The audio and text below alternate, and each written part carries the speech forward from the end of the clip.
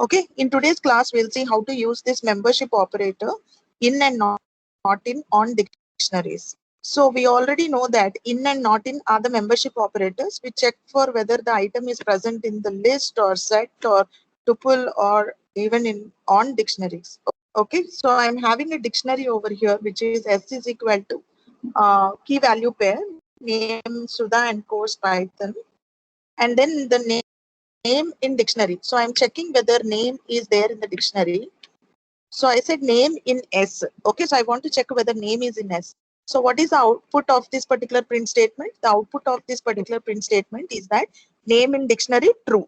Okay, so it is returning true because name is present in the dictionary. Okay, now let us see what will be the outcome of the second print statement.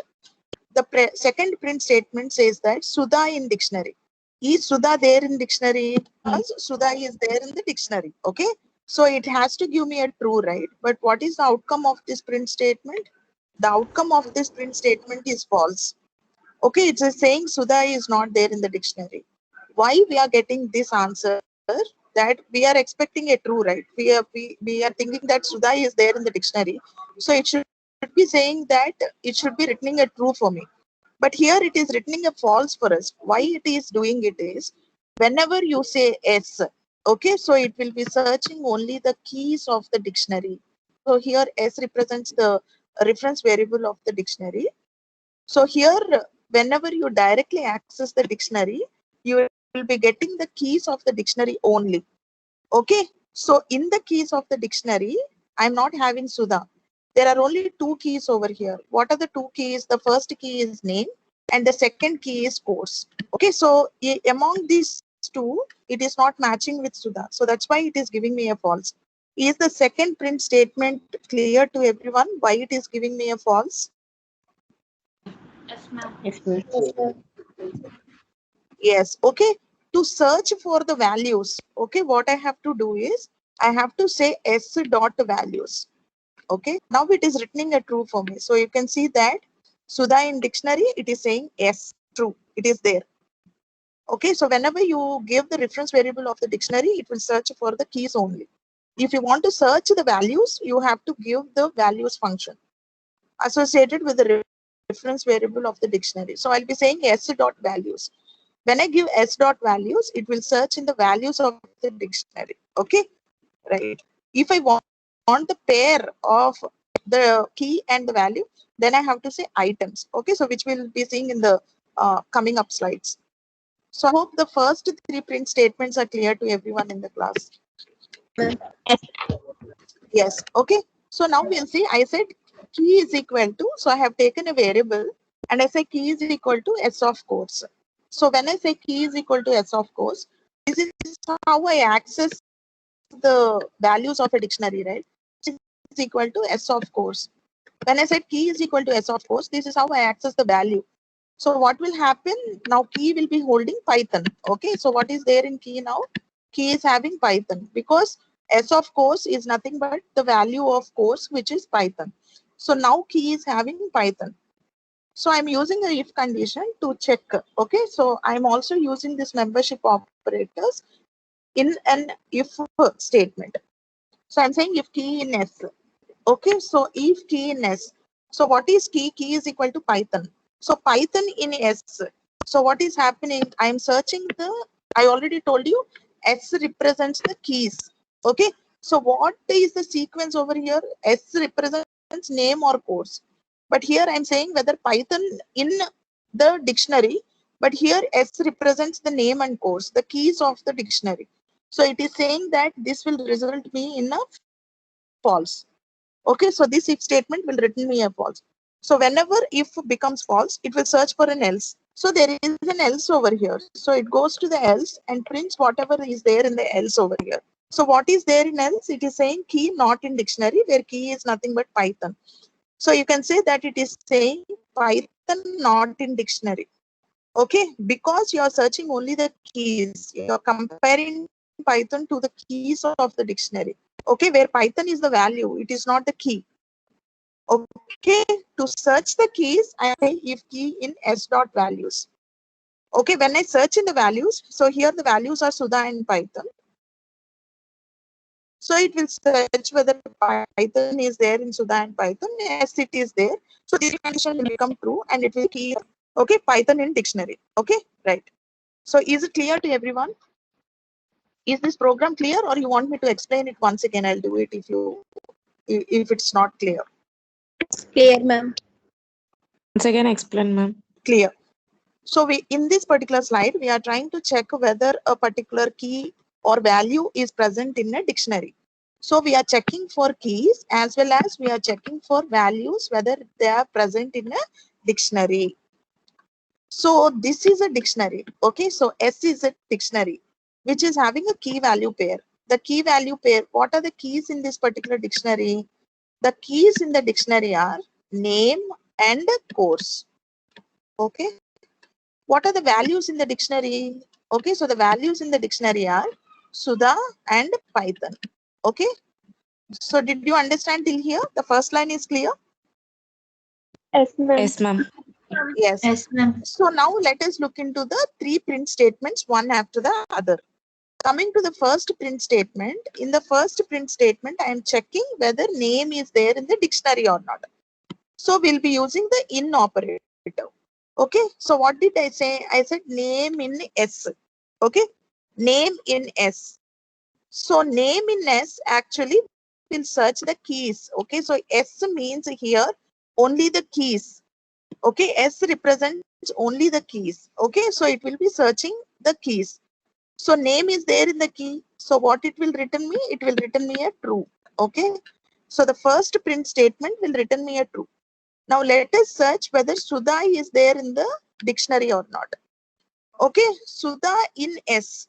But Sudha S represents only the keys, right? But here we are saying Sudha in S. Okay, so Sudha in S is not there. So there is only two keys, name and course.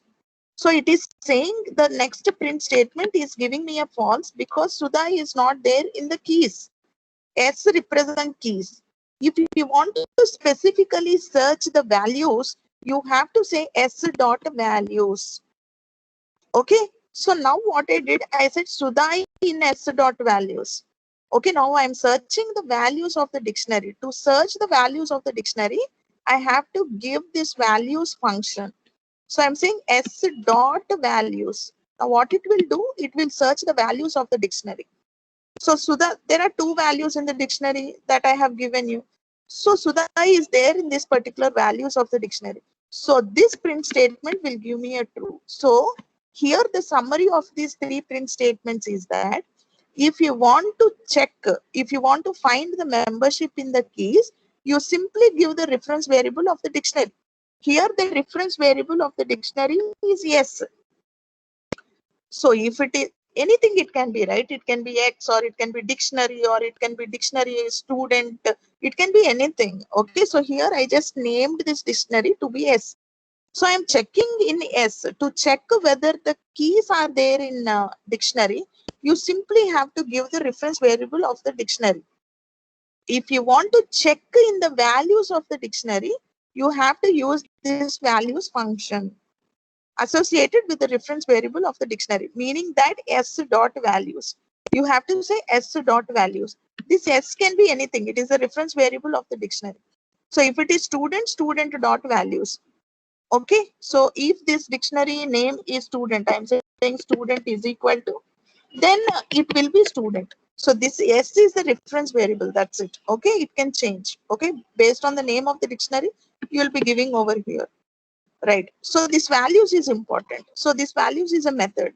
So you're saying S dot values will search in the values of the dictionary. Now are the first three print statements clear? Yes, ma'am. Yes, ma'am. Yes.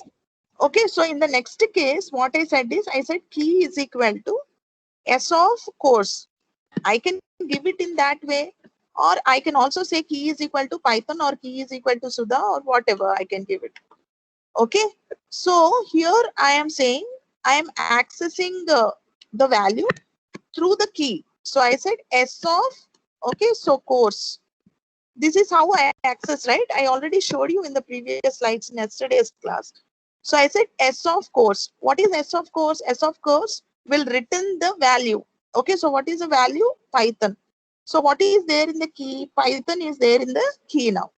So now I'm searching key is now is equal to Python, or I can directly give key is equal to Python. I can also say key is equal to Python, but don't forget this single quotes and all that, because that's how you associate with a string. Okay, so I said key is equal to Python. So if I say s key is equal to s of course, then Python will come into key, or else I can simply say key is equal to single quotes low, I can put Python. Okay, so anything is valid. Now I'm checking whether this Python is there in the dictionary or not. So I'm showing you proper way of searching into the dictionary, because here Python is a value. So when I say key in S, okay, so it will search only the keys. Okay, so Python first key is name. Python and name are not equal. So it goes to the next key, which is course. Python and course are not equal.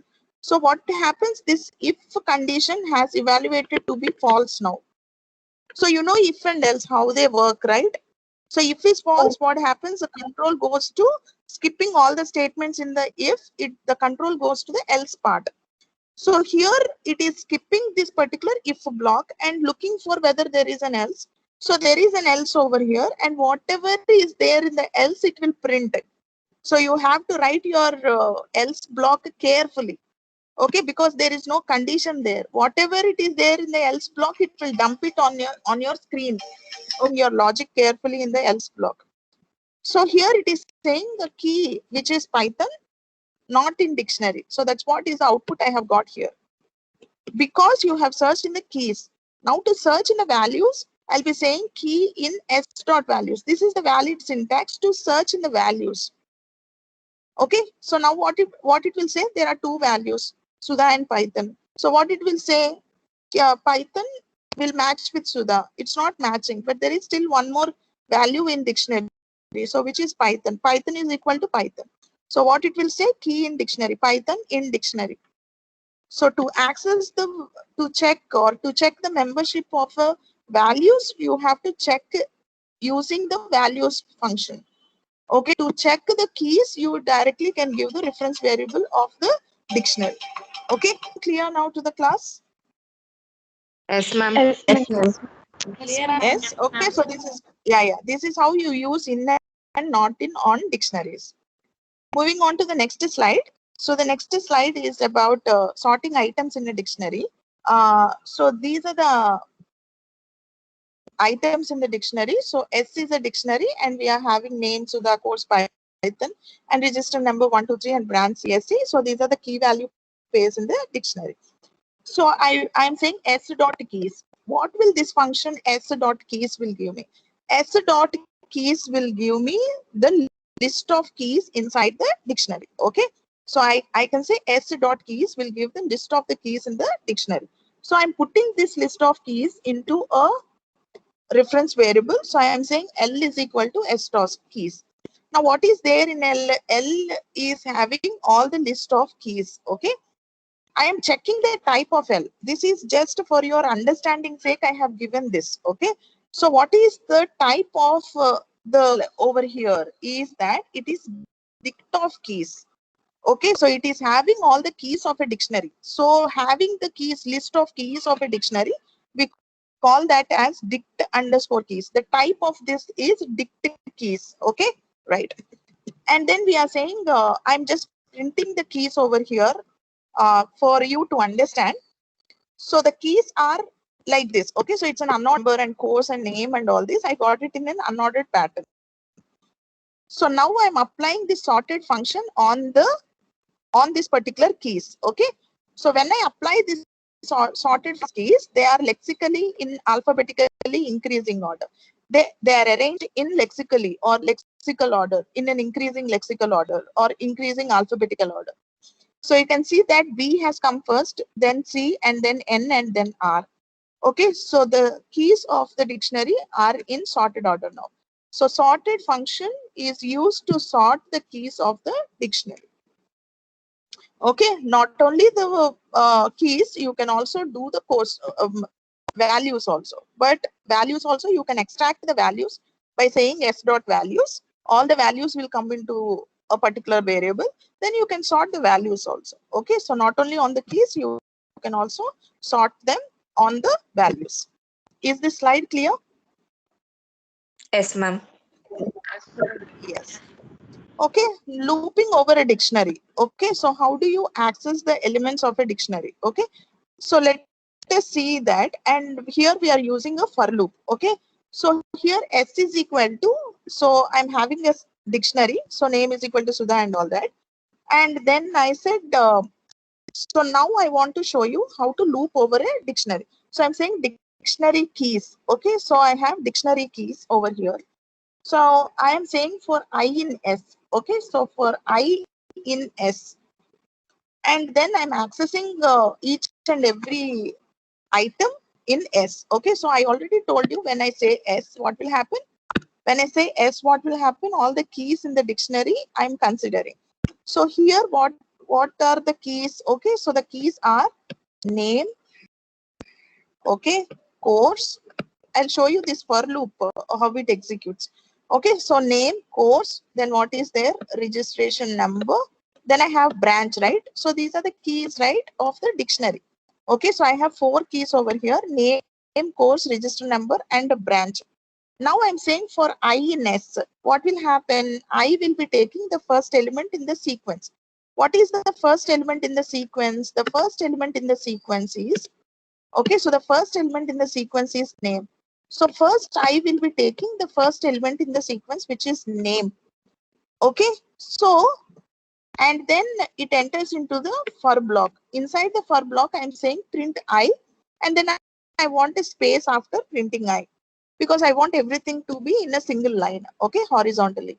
So that's why I have taken end is equal to space. This is just to format your output in the desired pattern. So I want everything to be in single line. So I'm just putting this part. Else you can also simply say print I, okay, wherein you will get everything in new lines. So I said I now takes the key name. Okay, so it enters into the for block and prints the name for me on the screen. Okay, and then it gives a space. So you can see there is a space here. And then loop iterates and it goes to the I takes the next element in the sequence. So the next element in the sequence is course. Okay, and it needn't be in this order, or it can be in this order. If you execute, you may get register number, name, course, branch. Okay, as I already told you, it is unordered. Okay, right. So say it is taking course. What it will do, it will come into the for loop and it will print course for me on the screen and put a space. And after that, it is taking registration number. And then it is printing registration number, put a space and go to the next element in the sequence, which is branch. And it is printing branch on the screen. Okay. So the elements are exhausted in the sequence. So this for loop will break for me. Okay. So here I am printing all the keys of the dictionary. Now I want to print all the values of the dictionary. To print all the values of the dictionary, okay, so I just have put a print statement over here to distinguish between the keys and the dictionary and the item. So I want the output to be more readable. That's why I'm putting in front of each and every for loop, I have put a print statement for more readability. So next is dictionary values. So I just have dictionary values over here and I'm iterating the dictionary values using a for loop. Now, what are the values in the dictionary? The values in the dictionary are Sudha, Python, 1, 2, 3, and CSC. Okay. So you can see the heterogeneity over here. Okay. So I have Sudha, and then I have say that it is taking in random order. Okay. So some unordered way. So it is taking 1, 2, 3, and then Python, and then CSC. Okay. So say the values are taken in this order. Now, what will happen? I will take the first element in the sequence. The first element in the sequence is Sudha. Now, what it is doing, it is entering into the for block, print the Sudha on the screen, put a space after Sudha, and then go for the next element in the sequence. The next element in the sequence is 1, 2, 3. Print 1, 2, 3, put a space, and then go for the next element in the sequence. The next element in the sequence is Python. Then it is printing Python on the screen, put a space, go for the next element. So the next element in the sequence is CSC. It is printing CSC, and now there are no elements in the sequence, so it will break. Okay, so the for loop will be over. Okay, so the execution of the for loop is over. Then it is coming to the next line, immediate next line after for, which is saying dictionary items. So I have used a print statement over here, which is dictionary items.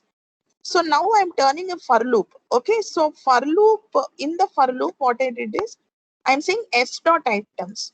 Okay, so what does s dot item give? S dot item will consider both the key and the value for me over here.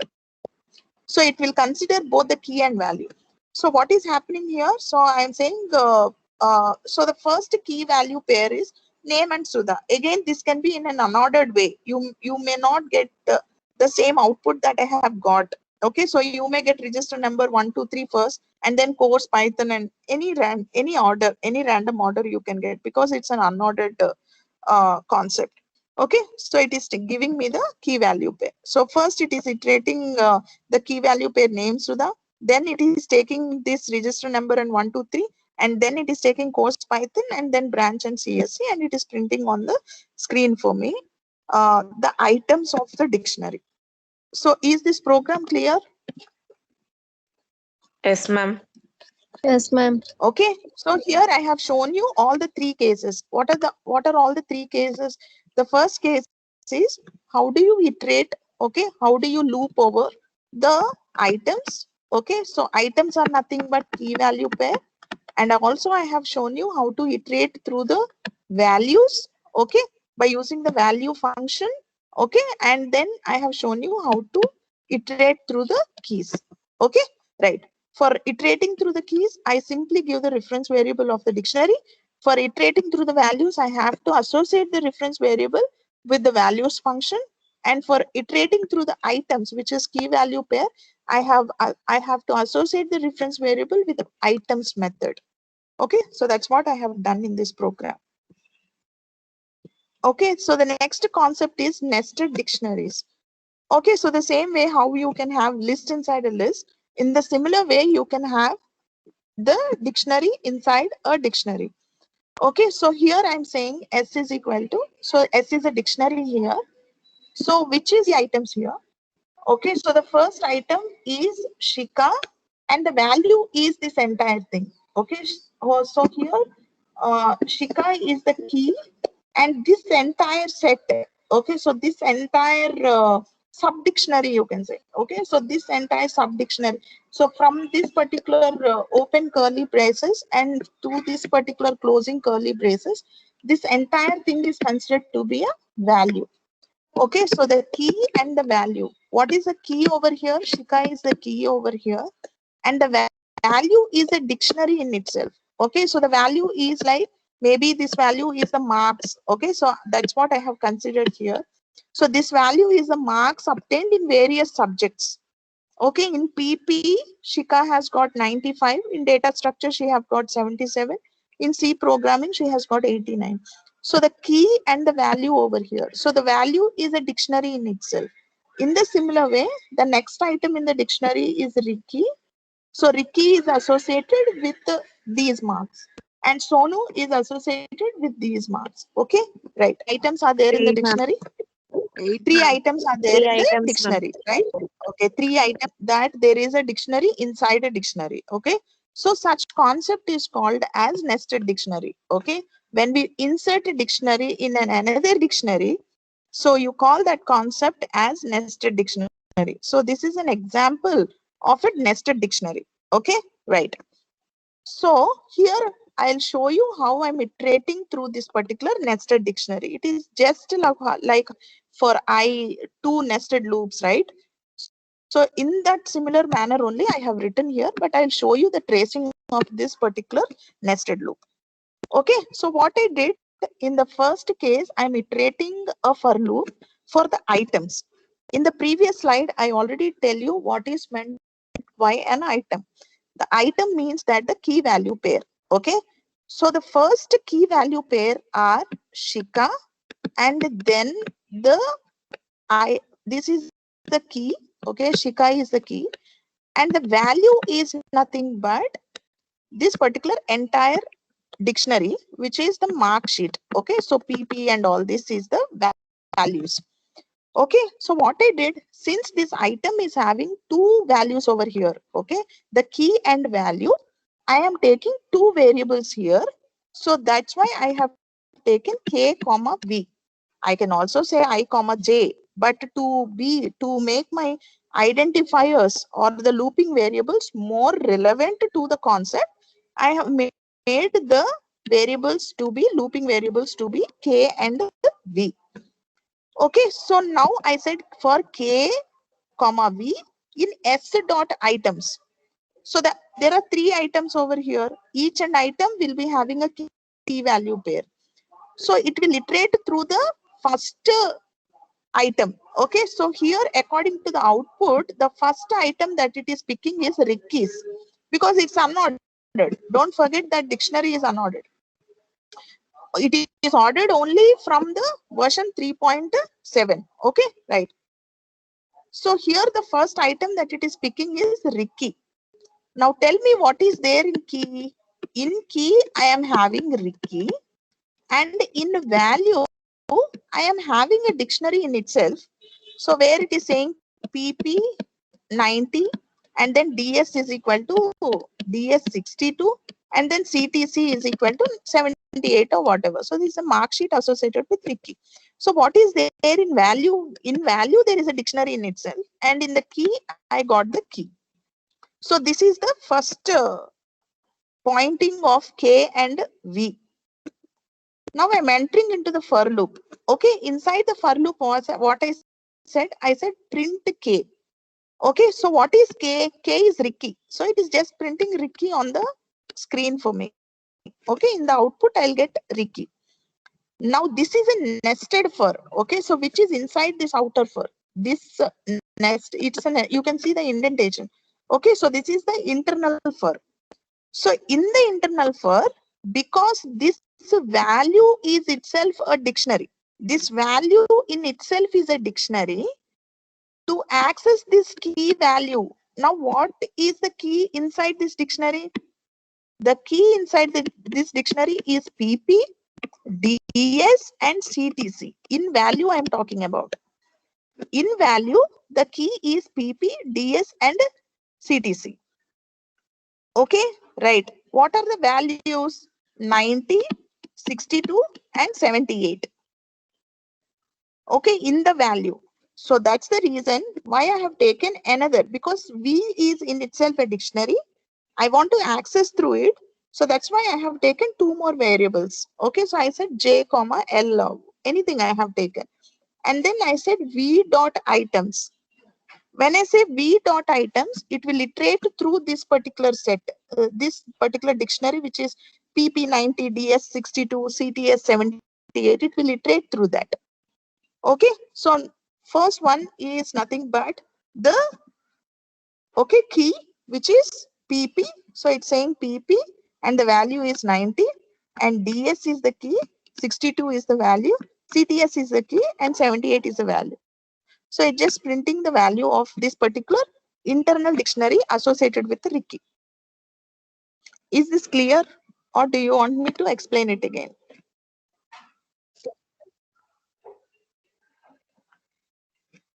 Okay, everybody in the class, anybody, if you want me to repeat, I'll repeat. Else we can go to the next slide. Clear. Clear. Yes, Okay. ma'am. Clear, ma'am. Okay. Right. Okay, fine. Okay, so in the similar way, what it will do in the next iteration, it will be taking Shika. Okay, so the key will be Shika and the value will be a dictionary in itself. So it goes into the internal loop. Okay, iterate over the dictionary, sub-dictionary inside the Shika. Keep Shika. Okay, so it's saying PP is the key, 95 is the value, DS is the key, 77 is the value, CTC is the key, and 89 is the value. And goes to the next iteration, takes the next item in the sequence. So the next item in the sequence is Sonu. Okay, the key is Sonu and the value is a dictionary in itself. So that's why we are going to the internal for and iterate over this particular V dot items and printing the key and the value pair over here. Okay, so there are no items. The outer for will break and go to the immediate next statement. There are no next statements, so the program will end. So this is the nested dictionary concept. Okay, so inside inserting a dictionary in another dictionary. The next concept is built-in dictionary methods and functions. Okay, let us go through the volume of the methods that are associated with the dictionary. The first method is the len method. So the len returns the length of the dictionary. Okay, it just counts the key value pair, not individually the keys and values. For every key there is a value, right? So it means that it counts the items in the dictionary. So how many items are there? 2 items are there. So the output is 2. Okay, so how do you use the function? So you're saying len, and you'll be passing the reference variable of the dictionary as an argument into this particular len function. Okay, so this is the syntax how you use len in the program. Next is str dictionary. Not only for the dictionary, you can convert a list into a string and all that is possible. str is the explicit casting, right? So str dictionary. So I have a dictionary here and I'm saying strs, which will convert this dictionary to a string equivalent. Okay, so if you check the types of this particular 2 types, the first one will be of the dict type. So when you convert it into the string representation of the dictionary, so the type will be string type. Okay, so if you want to, you can actually convert it into the string type. If your application demands that you want a string equivalent of a dictionary, you can use this str function to convert a dictionary into a string type. The next method is clear method. So how do I use it? So I use like the reference variable of the dictionary dot clear. So what it will do, it will clear all the items, it will take off, it will remove all the items from the dictionary. Okay, right. So this will not return anything. So the clear function will not return anything.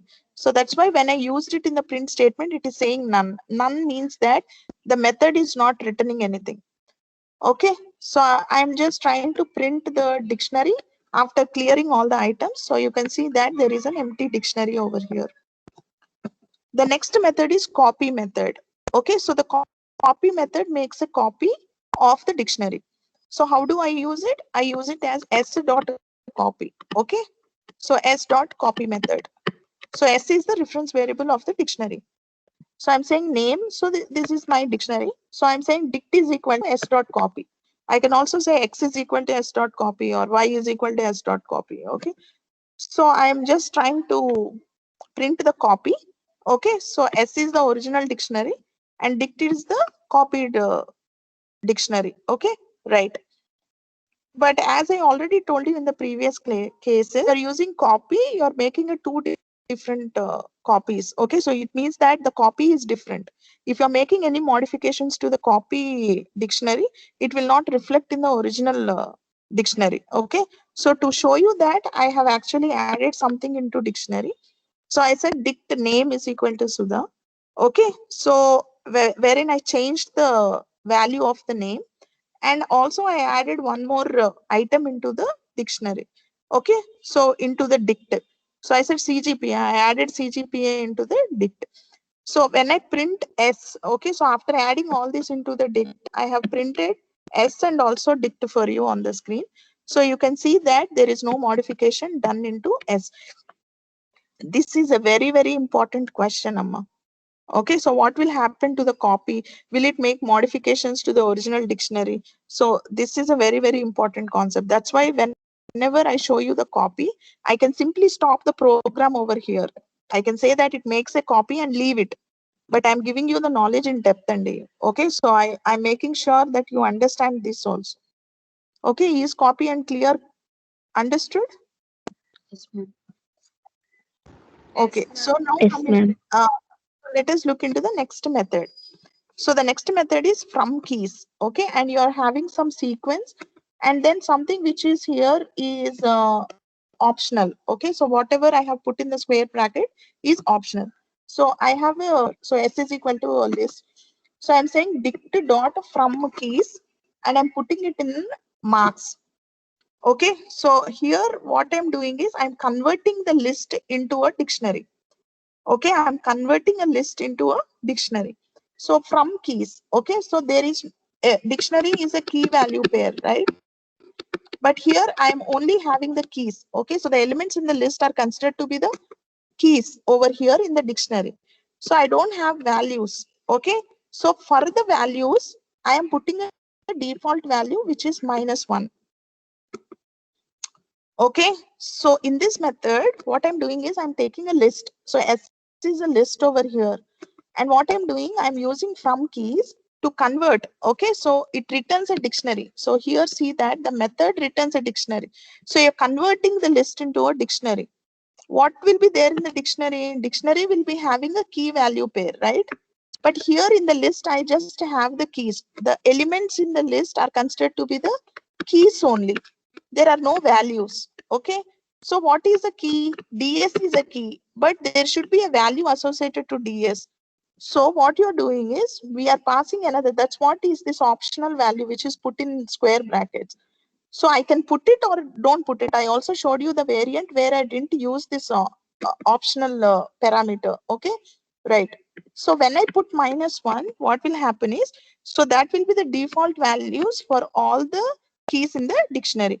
So you can see that in the output. So when I printed marks on the screen, so marks is a dictionary type now. So the key is PP and the associated value is -1 because I said the default value is -1. So for CTC, it is saying -1. Again, the default value is -1. For all the keys, the default value -1 will be set. Okay. So I showed you the other variant of this from keys where I didn't use the optional parameter, optional argument. Okay. So I said dict dot from keys and I directly pass the list over here. Okay, so if I'm not mentioning the default value, it will consider none and it. Okay, so when I print marks, what it will do, it will give none to all the keys. Okay, is this program clear to everyone? Is from keys clear? Yes, ma'am. Yes, ma'am. Okay, from keys will return a dictionary. Okay, so here we are taking a list, converting into a dictionary wherein there are no values. So what will be the values? If you're not mentioning the default value, it will take null.